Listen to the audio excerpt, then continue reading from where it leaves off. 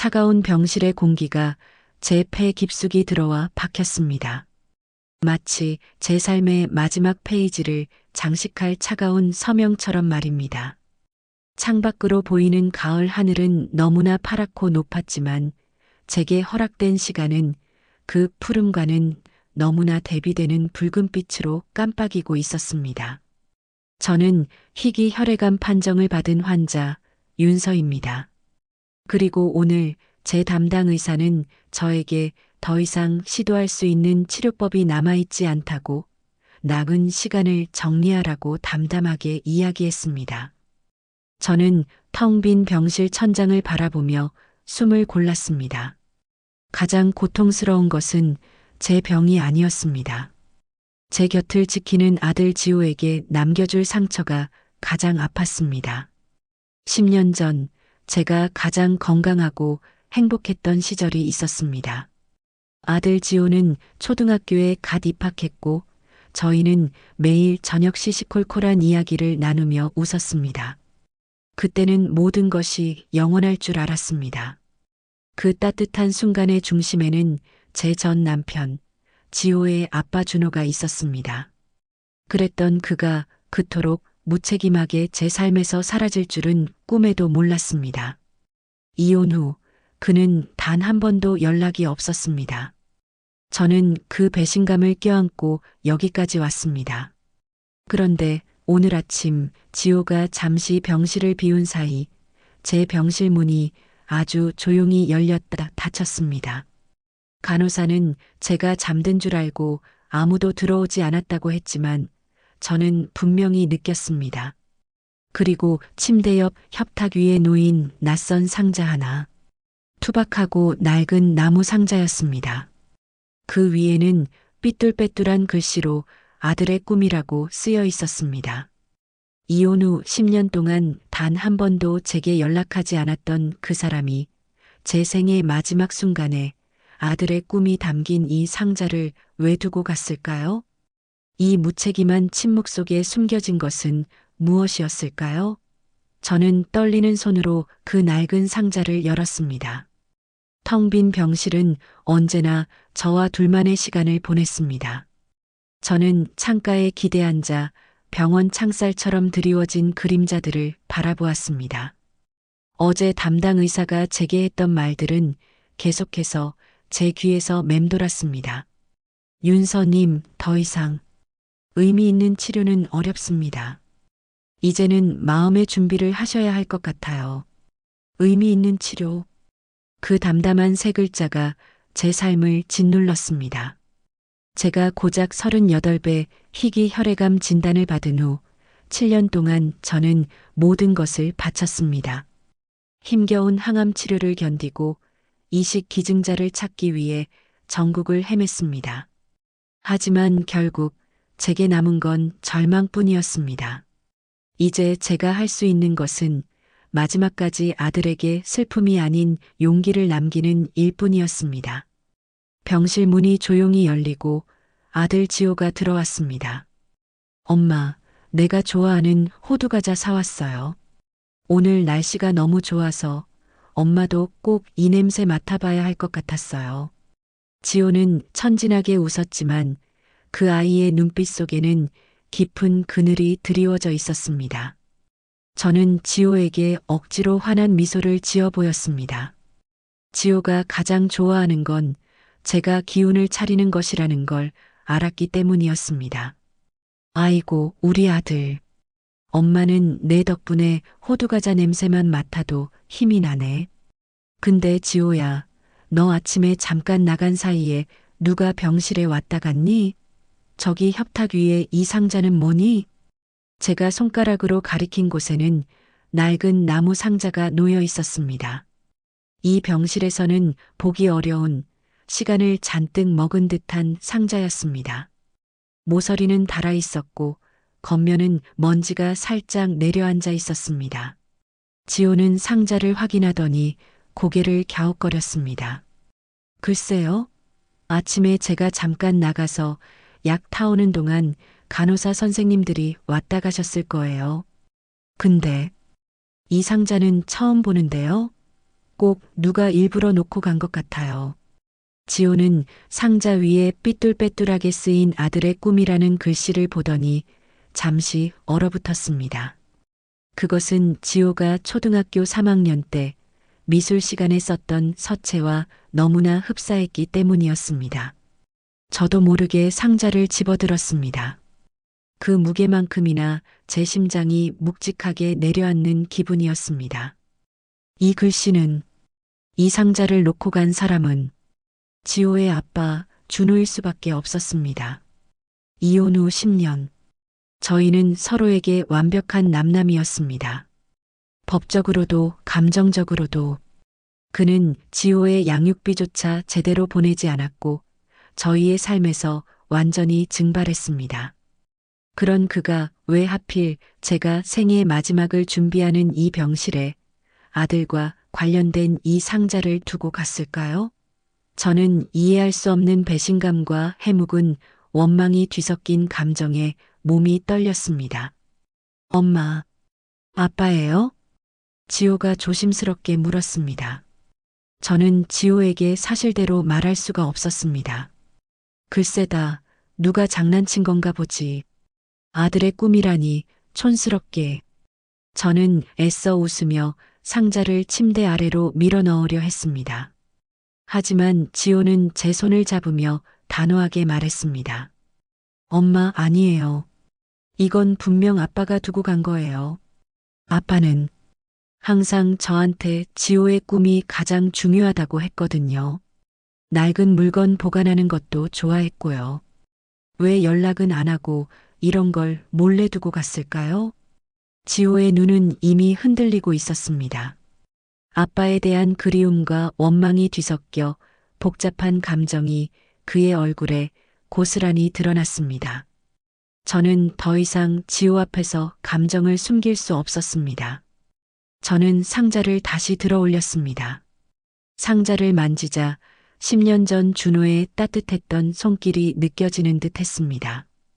그 다정했던 기억과 그 후의 무책임한 배신이 제 마음속에서 격렬하게 충돌했습니다.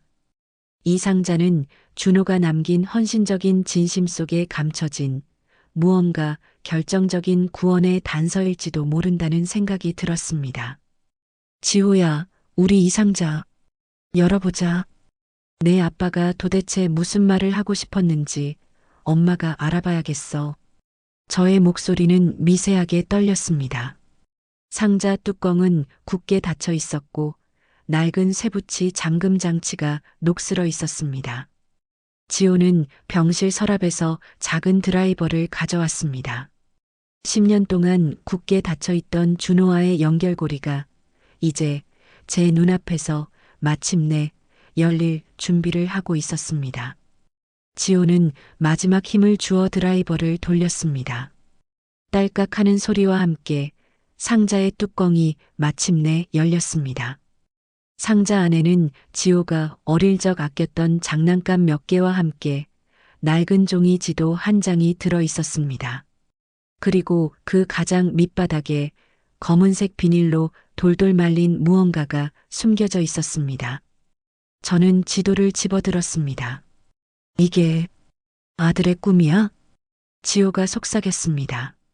지도는 마치 보물 지도처럼 그려져 있었고 그 위에 삐뚤빼뚤한 글씨로 지호의 미래, 왕국이라고 쓰여 있었습니다.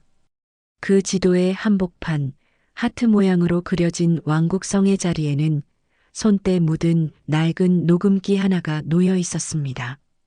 저는 떨리는 손으로 그 녹음기를 집어들었습니다. 차가운 금속의 감촉이 제 손에 전해졌습니다. 이혼 후 10년간의 침묵이 이 작고 낡은 기계 안에 모두 봉인되어 있을 것만 같았습니다. 낡은 나무 상자 속에는 10년 전의 시간이 그대로 멈춰 있었습니다. 아들 지호가 초등학교 시절 아꼈던 딱지 몇 장과 한쪽 팔이 떨어진 곰 인형이 보였습니다. 저는 곰 인형을 조심스럽게 꺼내 들었습니다. 준호가 지호에게 선물했던 인형이었습니다. 그 인형을 보는 순간 준호가 무책임하게 사라졌다는 원망보다는 저와 지호를 떠나야 했을 그의 마지막 모습이 떠올라 가슴이 먹먹해졌습니다.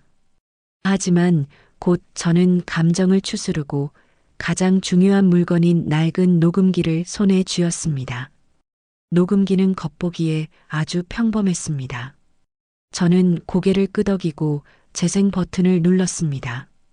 딸깍하는 소리와 함께 녹음기에서 잡음이 새어나왔습니다.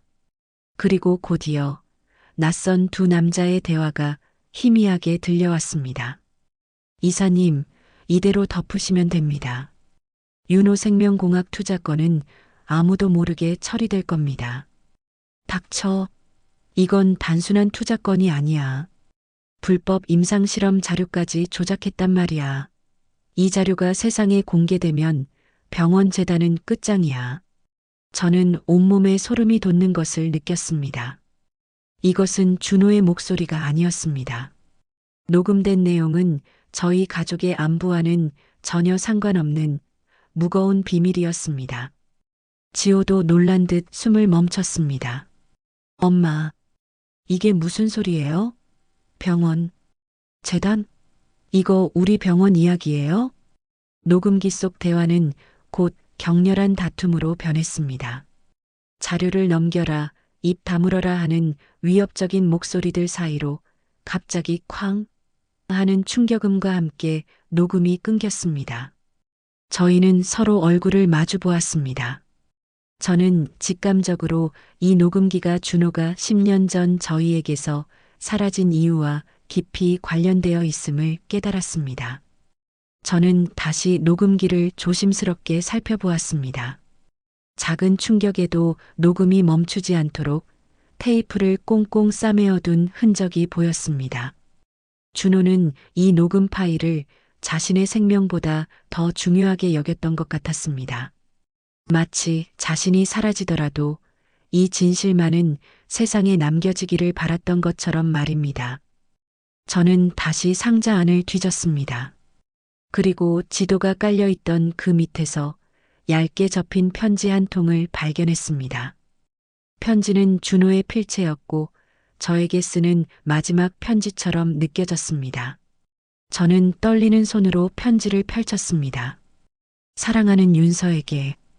편지의 첫 문장을 읽는 순간 10년 동안 쌓아왔던 제 모든 증오와 원망이 한순간에 무너져 내리는 것 같았습니다.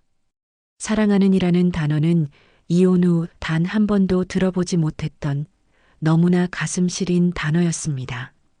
윤서야, 이 편지를 내가 읽을 때쯤이면 나는 아마도 아주 멀리 내가 닿을 수 없는 곳에 있을 거야. 내가 널 떠난 것은 내가 상상하는 무책임 때문이 아니었어. 10년 전 내가 일했던 그 병원 재단에서 심각한 의료 비리를 발견했어. 수많은 사람의 생명을 담보로 위험한 임상실험을 강행하고 있었지. 나는 이걸 고발하려 했지만 그들은 나를 위협했어. 그들이 나를 찾는다면 그 다음은 너와 우리 아들 지호의 안전까지 보장할 수 없다는 걸 알았어. 그래서 나는 너를 지키기 위해 가장 비겁한 방법을 택해야만 했단다. 이혼 서류에 도장을 찍고 너희 곁에서 흔적도 없이 사라지는 것. 너에게 미움받는 것이 너희가 다치는 것보다 낫다고 생각했어.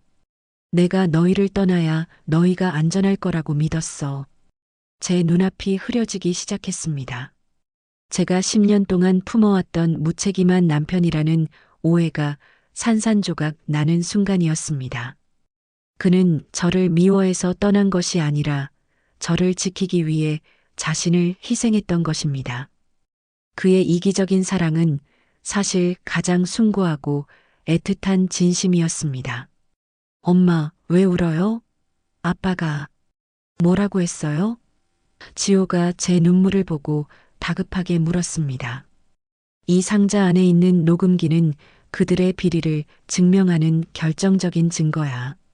그리고 그들이 그토록 숨기려 했던 혁신적인 임상 데이터가 이 녹음기의 뒷면에 작은 메모리칩 형태로 숨겨져 있어. 윤서야, 너에게 이 짐을 지우고 싶지 않았지만 이 파일은 반드시 세상에 나와야 해. 그리고 내가 떠난 가장 큰 이유, 또 하나의 중요한 단서가 있어. 편지의 내용은 여기서 잠시 멈추고 다시 지도로 돌아가라고 안내했습니다. 저는 떨리는 손으로 아들의 꿈의 지도를 다시 펼쳤습니다. 지도가 그려진 종이는 일반 종이가 아니었습니다. 얇고 코팅된 특수한 종이였습니다. 저는 손전등을 켜고 지도를 비추어 보았습니다. 빛을 통과시키자 지도의 한쪽 구석에 작은 글씨가 희미하게 비쳤습니다. 그것은 윤호생명공학의 핵심 특허 번호와 접근 암호였습니다. 저는 숨이 멎는 것 같았습니다. 윤호생명공학, 녹음기 속에서 나왔던 바로 그 이름이었습니다. 이 지도는 단순히 아들의 꿈이 아니라 준호가 비리 증거를 숨기기 위해 이용한 암호화된 지도였던 것입니다. 저는 다시 편지를 읽었습니다. 이 특허는 일반 난치병 및 특이 혈액형 환자들에게 적용 가능한 범용적인 혁신 치료법이야. 혹시 내게 무슨 일이 생기더라도 이 특허가 너를 지켜줄 수 있을 거라는 믿음으로 남겼다. 이것이 내가 너에게 남기는 두 번째 선물이야. 미안하고 사랑한다. 준호가. 저는 망치로 머리를 맞은 듯한 충격을 받았습니다. 이 상자는 준호의 생명을 건 지고지순한 사랑의 고백이자 제 생명을 구할 수 있는 기적의 단서였던 것입니다. 증오가 일순간에 눈 녹듯 사라지고 제 마음은 형언할 수 없는 애틋함과 후회로 가득 찼습니다. 저는 녹음기와 지도를 품에 안았습니다. 제가 이 진실을 외면한다면 준호의 희생은 헛된 것이 되고 제 삶의 마지막 희망까지 사라질 것입니다. 저는 이 싸움을 피할 수 없음을 깨달았습니다. 저는 준호가 남긴 편지를 몇 번이고 다시 읽었습니다. 사랑하는 윤서에게. 그 네 글자가 제 심장을 찢어 놓았습니다. 10년 동안 제가 쌓아 올린 준호를 향한 원망의 탑이 그의 진심이 담긴 종이 한 장에 의해 완전히 무너져 내렸습니다. 하지만 저는 편지를 읽은 후에도 곧바로 그를 용서할 수는 없었습니다. 제 안에는 깊은 혼란이 일었습니다. 왜 말하지 않았어요? 왜 나 혼자 고통받게 했어요? 저는 텅 빈 병실을 향해 준호에게 따지듯 중얼거렸습니다. 10년 전 그가 진실을 말했더라면 저희는 함께 이 어려움을 헤쳐나갈 수 있었을지도 모릅니다. 하지만 준호는 극도의 위험 속에서 저와 지호를 가장 안전하게 지키는 방법이 완벽한 단절이라고 믿었던 것입니다. 그 믿음이 저에게는 10년의 고통이 되었지만 그의 입장에서 그것은 가장 헌신적인 사랑이었습니다. 지호는 제가 녹음기와 지도를 품에 안고 하염없이 눈물을 흘리는 모습을 보며 아무 말도 하지 못했습니다. 저는 지호에게 편지의 내용을 모두 이야기해 줄 수 없었습니다. 지호야, 내 아빠는 우리가 생각했던 것보다 훨씬 더 힘든 상황에 처해 있었단다. 아빠가 우리를 버린 게 아니었어. 엄마를 지키기 위해 잠시 물러나 있었던 거야. 저는 녹음기에 담긴 병원 비리에 대한 이야기는 일단 숨겼습니다. 다만 준호가 저희를 위해 낡은 녹음기와 꿈의 지도라는 중요한 단서를 남겼으며 이것이 어쩌면 제 병을 치유하는 데 도움이 될 수도 있다고만 설명했습니다. 엄마를 지킨다고요? 지호는 여전히 이해하기 힘든 표정이었습니다. 응. 지워진 이름 뒤에 숨겨진 변치 않는 사랑의 증거란다. 내 아빠는 겉으로는 비겁하게 도망친 것처럼 보였지만 사실은 10년 동안 너와 나를 지켜주고 있었던 거야. 저는 지호에게 지도의 용도에 대해 설명했습니다. 지호가 어릴 적 만들었던 미래 왕국 지도는 사실 준호가 비리 증거인 윤호생명공학의 특허 접근 암호를 은폐하기 위해 이용한 상징적인 매개체였습니다. 지도는 준호가 저에게 보낸 희망의 메시지이자 위험으로부터 저희를 보호하기 위한 방패였던 것입니다. 아빠는 정말 똑똑했어요. 지호의 지도 속에 그런 비밀을 숨기다니. 지호는 아빠에 대한 원망 대신 복잡한 감정이 뒤섞인 존경심을 내비쳤습니다. 저희는 즉시 녹음기 분석에 들어갔습니다. 녹음기 사용법을 능숙하게 다루는 지호가 녹음기의 뒷면을 열자 준호가 편지에 언급했던 대로 엄지손톱보다 작은 메모리 칩이 숨겨져 있었습니다. 칩에는 윤호생명공학 혁신 특허 자료라는 제목의 파일이 담겨 있었습니다. 파일을 열자 저와 지호는 엄청난 충격에 빠졌습니다. 그것은 난치병 환자들의 특이 유전자 패턴을 활용한 혁신적인 치료법이었습니다. 그리고 이 데이터는 이 병원 재단이 자신들의 이익을 위해 불법적으로 은폐하고 있던 것이었습니다. 모든 퍼즐이 맞춰지기 시작했습니다.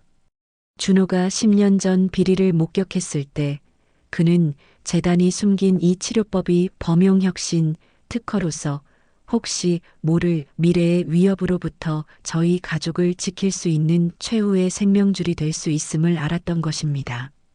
그는 비리 고발과 함께 이 치료법 데이터를 메모리 칩에 복사하여 생명을 건 도피를 감행했습니다. 결국 준호의 10년 전 희생이 현재 저의 희귀 혈액암 치료에 숙명적으로 맞아떨어지며 저의 생명을 구할 수 있는 유일한 기적이 되어 돌아온 것입니다. 저는 낡은 녹음기와 꿈의 지도, 그리고 그 안에 숨겨진 특허 자료를 번갈아 바라보았습니다. 저는 10년 전 준호를 비겁한 사람으로 단정짓고 모든 것을 포기했었습니다. 하지만 준호는 제가 고통받는 10년 동안에도 이 순간을 위해 희망의 씨앗을 숨겨두고 있었던 것입니다. 엄마, 이 치료법 정말 엄마 병을 고칠 수 있는 거예요? 지호의 눈빛은 희망으로 빛났습니다. 가능성이 있어. 하지만 지호야, 이 자료를 세상에 공개하는 건 내 아빠를 위협했던 그 거대한 세력과 맞서 싸워야 한다는 뜻이야. 이 병원 재단은 이 사회에서 굉장히 힘이 센 곳이란다. 저는 깊은 고민에 빠졌습니다. 준호는 저에게 희망을 남겼지만 동시에 위험이라는 짐까지 남긴 것입니다. 하지만 더 이상 피할 수 없었습니다. 준호의 숭고한 희생을 헛되이 할 수 없었고 제 아들 지호에게 희망을 보여주기 위해서라도 저는 이 싸움에 뛰어들어야 했습니다. 저는 자리에서 벌떡 일어났습니다. 오랜 투병으로 약해진 몸이었지만 제 안에는 10년 만에 되찾은 사랑과 진실이 주는 새로운 용기가 솟아났습니다. 제 삶의 마지막 페이지를 장식할 이야기, 그것은 병과의 싸움이 아니라 정의와 사랑을 위한 싸움이 될 것임을 직감했습니다. 지호야, 내 아빠는 10년 전에 이미 이 싸움을 시작했어. 이제 엄마가 이어서 끝내야지. 우리, 내 아빠가 남긴 이 꿈의 지도를 따라 기적의 왕국으로 함께 가자. 저는 지호의 손을 꼭 잡았습니다. 제 손에 느껴지는 아들의 따뜻한 체온은 저에게 세상 무엇과도 바꿀 수 없는 힘이었습니다. 낡은 녹음기와 특허 자료가 담긴 메모리 칩은 이제 제가 짊어져야 할 가장 무거운 생명의 짐이자 사랑의 증거가 되었습니다. 준호가 남긴 자료를 확보한 후 저희의 삶은 완전히 바뀌었습니다. 저는 더 이상 시한부 환자처럼 절망하지 않았습니다.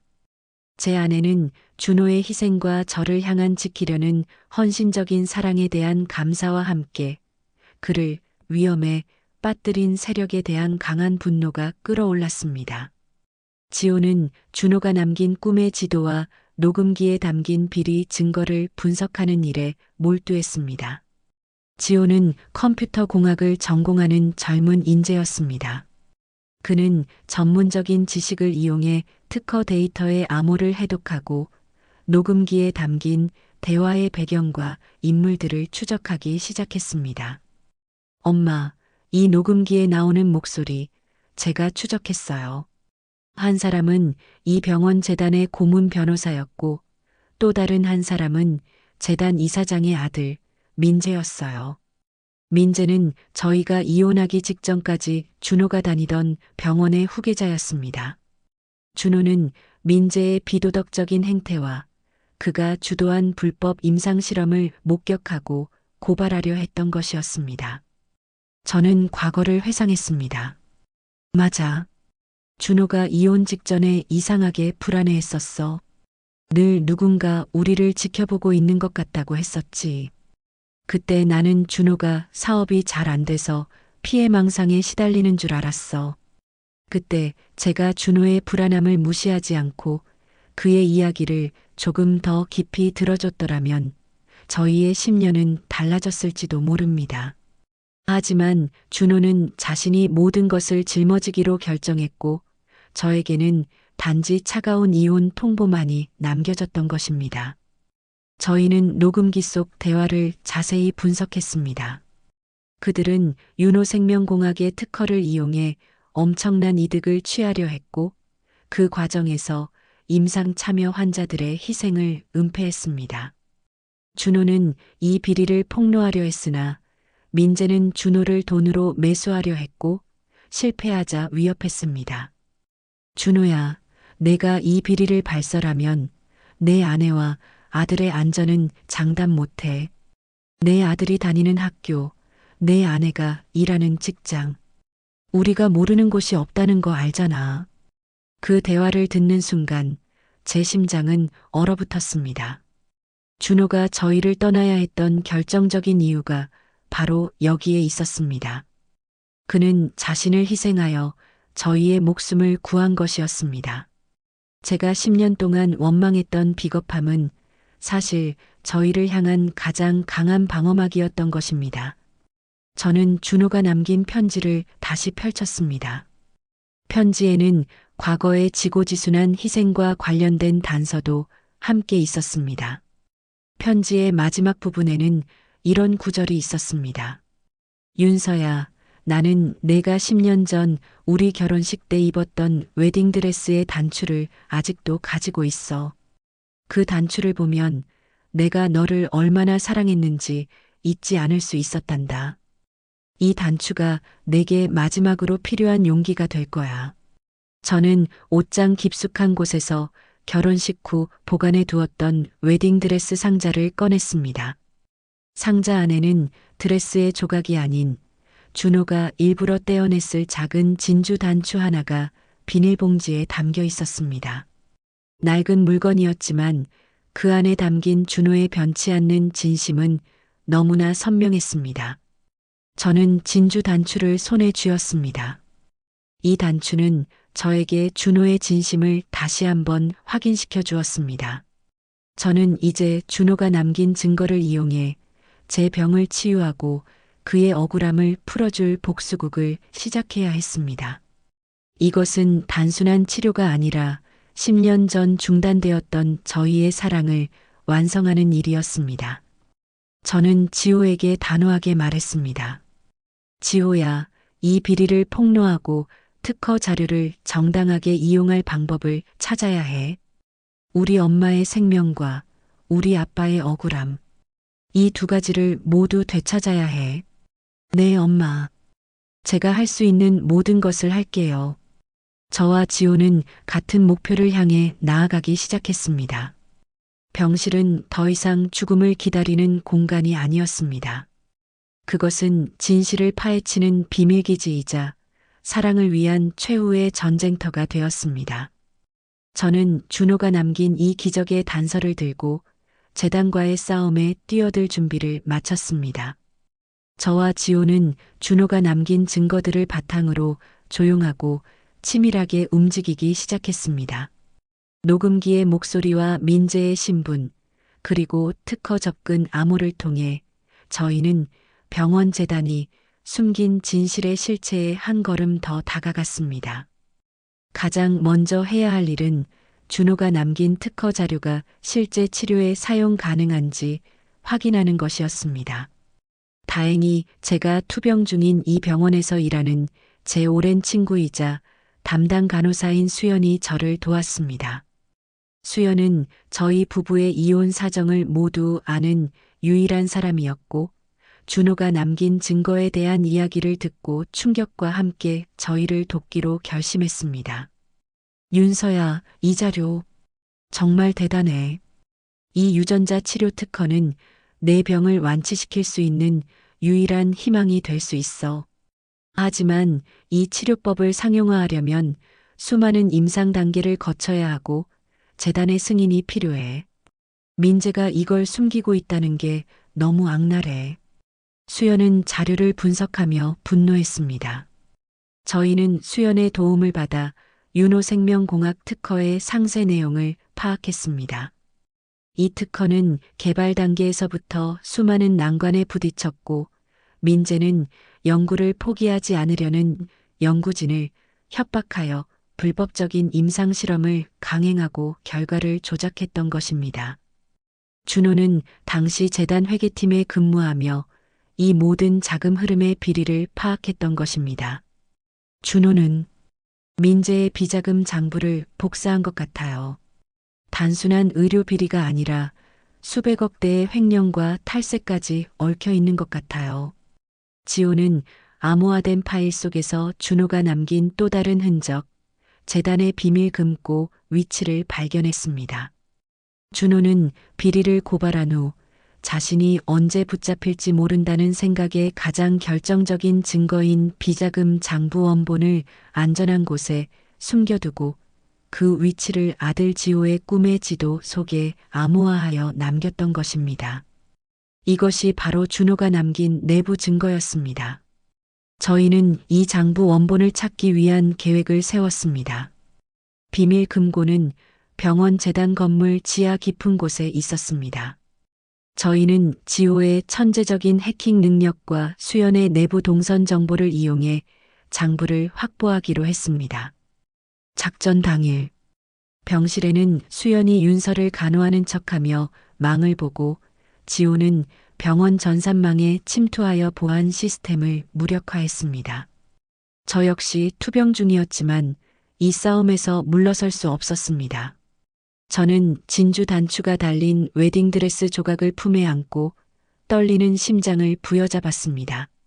지호야, 이 일은 단순히 복수가 아니야.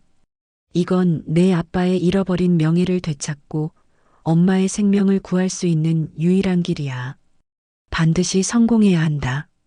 지호는 무사히 지하 금고실에 침입했습니다. 금고 속에는 준호가 10년 전에 남긴 낡은 회계 장부 원본이 그대로 보관되어 있었습니다. 장부에는 민재와 재단 이사장 부자가 저질렀던 모든 비리의 내용이 꼼꼼하게 기록되어 있었습니다. 이것은 준호가 목숨을 걸고 지킨 가장 강력한 증거였습니다. 지호가 장부를 들고 금고실을 막 나오려던 순간 복도 끝에서 민재와 그의 경호원들이 나타났습니다. 민재는 저희의 움직임을 예상하고 함정을 판 것이었습니다. 어이, 지호군. 내 아버지가 남긴 유산이 탐났나 보지? 내 아버지처럼 너도 쥐새끼처럼 숨어 다니는 걸 좋아하는구나. 민재의 비아냥거리는 목소리가 복도를 울렸습니다.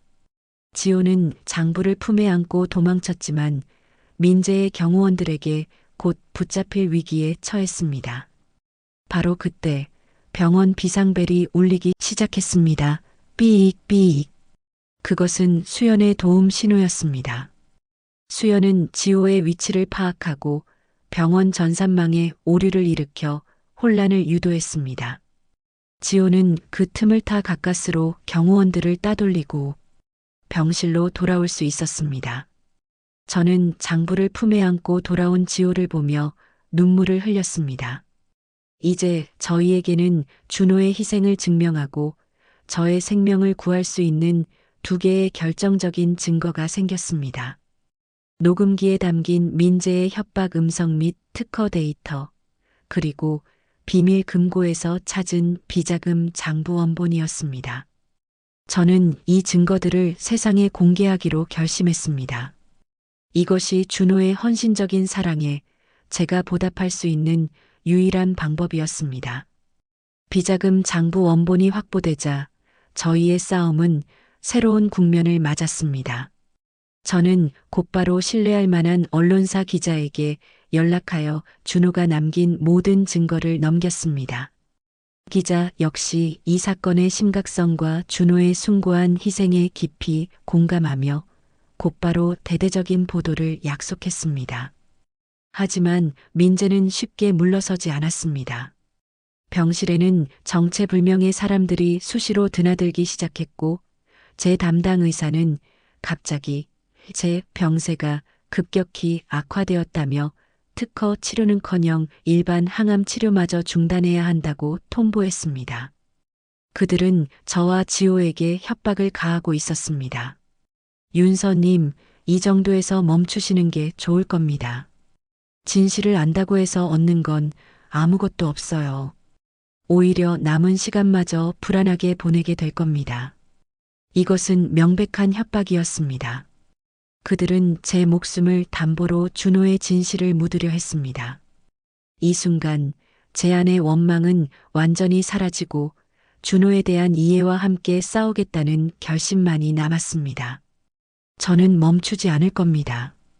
제 생명이 붙어 있는 한 저는 제 남편의 명예와 이 세상의 정의를 위해 싸울 겁니다. 저는 단호하게 그들에게 말했습니다. 며칠 후 마침내 언론 보도가 터졌습니다. 긴급 특보 유명병원 재단, 혁신 치료 특허 은폐 및 수백억대 비자금 조성이라는 제목의 기사가 신문과 뉴스 헤드라인을 장식했습니다. 준호의 이름은 10년 전 의로운 내부 고발자로 세상에 알려졌습니다. 그가 감수해야 했던 10년의 고통과 희생이 마침내 빛을 보는 순간이었습니다. 사회는 들끓었습니다. 경찰과 검찰은 즉각 수사에 착수했고 민재와 재단 이사장은 출국 금지 조치와 함께 압수수색을 당했습니다. 준호가 남긴 내부 증거들이 너무나 완벽했기에 그들은 더 이상 진실을 숨길 수 없었습니다.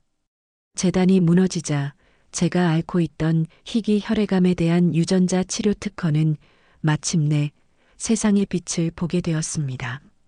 저에게 이 치료법은 마지막 희망이자 기적이었습니다. 저는 준호가 목숨을 걸고 남긴 그 치료법을 정당하게 받을 수 있게 되었습니다. 하지만 이 기적을 얻기 위해서는 가장 큰 대가가 필요했습니다. 유전자 치료를 위해서는 특정 조건에 맞는 건강한 혈액이 필요했고 그 조건은 매우 까다로웠습니다. 저는 치료를 받을 수 있는 기회가 생겼음에도 불구하고 또 다른 난관에 부딪혔습니다. 지호는 의사에게 간절하게 물었습니다. 선생님, 제가 엄마에게 필요한 혈액을 제공할 수 없나요? 저는 아들인데. 의사는 고개를 저었습니다. 아드님의 혈액은 아쉽지만 조건에 맞지 않습니다. 이 치료법은 유전자 단위의 정밀한 작업이 필요합니다. 하지만 이 세상에 단 한 사람, 아드님의 아버지라면 조건에 맞을 가능성이 가장 높습니다. 윤서 씨와 가장 비슷한 유전자 구조를 가지고 있기 때문입니다. 저와 지호는 동시에 충격에 빠졌습니다. 제 병을 치료할 유일한 열쇠가 10년 동안 저희 곁을 떠나 있어야 했던 준호의 존재였던 것입니다. 저는 울면서 중얼거렸습니다. 준호, 당신이 10년 전에 나에게 남긴 것은 생명의 단서만이 아니었군요. 당신은 당신 자신을 남긴 거였어요. 저희는 준호를 찾기 시작했습니다. 준호의 명예는 회복되었지만 그의 행방은 여전히 묘연했습니다. 저희는 준호가 저희에게 남긴 마지막 편지의 내용과 진주 단추를 단서로 그가 숨어 있을 만한 곳을 추적했습니다. 준호의 억울함이 풀리고 재단 비리가 드러난 후 준호는 더 이상 숨어 있을 이유가 없었습니다. 하지만 그는 여전히 나타나지 않았습니다. 저는 초조해졌습니다. 제 병세는 특허 치료 없이는 더 이상 버티기 힘든 상황이었습니다. 엄마 아빠가 우리에게 남긴 편지 속에 단서가 있을 거예요. 아빠는 엄마의 웨딩드레스 단추를 가지고 있다고 했어요. 그 단추가 아빠의 가장 소중한 보물일 거예요. 지호는 준호가 과거에 했던 말들을 떠올렸습니다. 준호는 결혼 생활 중 자신에게 가장 소중한 곳은 추억이 묻어 있는 작은 섬이라고 자주 이야기했었습니다. 그 섬은 저희가 연애 시절 준호와 함께 낡은 오두막에서 별을 보며 영원한 사랑을 약속했던 장소였습니다. 지호는 망설임 없이 그 섬으로 향했습니다. 작은 어촌 마을 근처의 외딴 섬. 그곳에는 낡고 허름한 오두막이 여전히 남아 있었습니다. 지호가 오두막 문을 열었을 때 그 안에는 10년의 세월을 고스란히 맞은 듯한 먼지가 쌓여 있었지만 구석에는 낡은 침대와 작은 책상이 놓여 있었습니다. 그리고 그 책상 위에는 저희 결혼식 사진 한 장과 함께 진주 단추가 놓여 있었습니다. 그 옆에는 낡은 노트가 펼쳐져 있었습니다. 노트에는 준호가 10년 동안 써내려간 일기들이 가득했습니다. 윤서와 지호가 잘 지내고 있겠지. 오늘 지호가 학교 운동회에서 1등을 했다는 소식을 들었다. 멀리서나마 그들의 웃음소리를 들을 수 있다면 내 고통은 아무것도 아니다. 윤서야, 내가 너를 떠난 건 널 사랑하지 않아서가 아니야. 너에게 짐이 되지 않고 너의 생명을 지키기 위해서였단다. 이 단추를 볼 때마다 너에게 돌아갈 용기를 잃지 않으려고 노력해. 일기는 준호가 이곳에 있었음을 증명했지만 지금은 없었습니다. 지호는 좌절했습니다. 그때 지호의 눈에 낡은 책상 서랍 속에 무언가 숨겨져 있는 것이 보였습니다.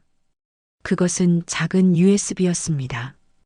USB 안에는 준호가 미리 남겨둔 마지막 메시지가 담겨 있었습니다. 그것은 영상 파일이었습니다. 지호야, 윤서야. 이 영상을 내가 보게 될 줄은 몰랐구나. 나의 억울함이 풀리고 세상이 진실을 알게 된 후에도 내가 나타나지 않는다면 그건 내가 스스로 이 세상을 떠났기 때문이 아닐 거야. 나는 새로운 임무를 수행하고 있을 거야. 재단이 나에게서 특허 자료를 되찾기 위해 가장 위험한 곳으로 나를 유인했단다. 준호는 자신이 재단의 마지막 남은 세력에게 납치되었음을 알렸습니다. 그들은 특허 치료에 대한 완전한 권한을 포기하는 대가로 준호의 목숨을 돌려주겠다고 생명을 건 거래를 제안했던 것입니다. 윤서야, 내 생명은 중요하지 않아. 내 생명이 더 중요해. 특허 권한을 절대 포기하지 마. 그건 내가 목숨을 걸고 지킨 거야. 그들이 원하는 대로 해주지 마. 내가 너에게 남긴 것은 희망이지 타협이 아니야. 하지만 저는 이미 희미해지는 의식을 붙잡고 있었습니다. 준호가 납치되었다는 사실에 절망할 시간도 없었습니다. 의사는 저에게 48시간 안에 수혈 및 치료가 진행되지 않으면 생명을 보장할 수 없다고 통보했습니다. 지호는 마지막 선택을 해야 했습니다. 아버지의 목숨인가, 어머니의 생명인가. 그때 저에게 연락이 왔습니다. 그것은 민재가 아니라 준호의 납치를 주도했던 재단의 자녀 세력이었습니다. 그들은 저에게 협상을 제안했습니다. 윤서 씨, 당신의 목숨을 살릴 수 있는 유일한 혈액을 저희가 가지고 있습니다. 대신 특허 치료에 대한 모든 권한과 준호가 남긴 비자금 장부 원본을 넘기세요. 생명을 건 거래를 합시다. 저는 고민하지 않았습니다. 저는 지호에게 제 마지막 결심을 말했습니다. 지호야, 내 아빠는 내가 살기를 바랄 거야. 하지만 나는 타협 대신 승리를 선택할 거야. 특허를 넘길 수 없어. 그건 준호의 희생을 헛되게 하는 거야. 나는 이대로 준호의 사랑을 품고 세상을 떠날 준비가 되어 있단다. 하지만 지호는 저를 보며 울먹였습니다. 아니요, 엄마. 아빠는 엄마가 살아남는 것이 가장 큰 승리라고 생각할 거예요. 제가 협상할게요. 엄마, 제발 살아만 주세요. 지호는 눈물을 닦고 그들에게 연락했습니다. 제가 그들이 원하는 모든 것을 넘기겠습니다. 특허 권한과 장부 원본 모두. 단, 제 어머니가 치료받는 것을 제 눈으로 확인하게 해 주십시오. 그리고 제 아버지를 당장 풀어주십시오. 지호의 헌신적인 사랑이 저희를 구했습니다. 자녀 세력은 지호의 눈물 어린 협상에 응했고 결국 준호의 혈액을 확보할 수 있었습니다. 준호는 협상 직후 풀려났습니다. 그는 10년 만에 제 병실로 돌아왔습니다. 준호는 온몸에 상처를 입은 채 10년 만에 제 병실에 도착했습니다. 하지만 그는 저를 보자마자 눈물을 흘리며 달려왔습니다. 윤서야, 내가 미안해. 내가 너를 떠나게 해서. 준호 씨, 당신이 나를 살린 거예요. 당신은 가장 강한 남편이었어요. 저희는 서로를 끌어안고 10년 동안 쌓였던 모든 오해와 원망을 눈물로 씻어냈습니다. 준호는 곧바로 제 치료를 위한 수혈에 들어갔습니다. 그의 혈액은 기적적으로 제 몸속에 흡수되었고 유전자 치료가 시작되었습니다. 치료는 순조로웠습니다. 특허 치료는 놀라운 효과를 보였고 저는 서서히 기력을 되찾기 시작했습니다. 하지만 특허의 권한은 재단의 자녀 세력에게 넘어간 상황이었습니다. 괜찮아, 윤서야. 내 생명과 내 생명, 그리고 우리 지호의 웃음을 지켰으면 그걸로 충분해. 특허는 다시 찾을 수 있어. 준호는 저를 위로했습니다. 하지만 지호는 포기하지 않았습니다. 지호는 특허 권한이 넘어간 후에도 꾸준히 재단의 시스템을 감시했고 재단이 특허를 상업적으로 이용하려는 불법적인 움직임을 포착했습니다. 지호는 이 사실을 다시 언론에 제보했고 결국 준호와 지호의 합작으로 재단의 자녀 세력은 다시 한번 법의 심판대에 오르게 되었습니다. 결국 특허 치료의 권한은 공익적인 목적으로 다시 회수되었고 저와 같은 희귀병 환자들을 위해 사용될 수 있게 되었습니다. 준호의 숭고한 희생은 헛되지 않았습니다. 저는 마침내 완치 판정을 받고 퇴원했습니다. 10년 만에 되찾은 건강, 그리고 10년 만에 되찾은 남편. 제 삶은 가장 아름다운 기적으로 다시 시작되었습니다.